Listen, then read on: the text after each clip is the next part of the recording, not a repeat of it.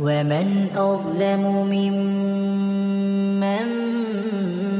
منع مساجد الله أن يذكر فيها اسمه وسعى في خرابها أولئك ما كان لهم أن يدخلوها إلا خائفين لهم في الدنيا خزي ولهم في الآخرة عذاب عظيم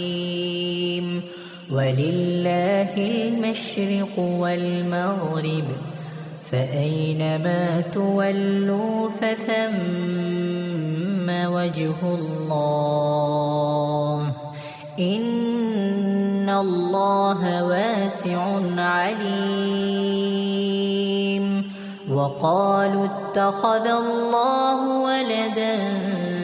سبحانه بل له ما في السماوات والأرض كل له قانتون بديع السماوات والأرض وإذا قضى أمرا فإنما يقول له كن فيكون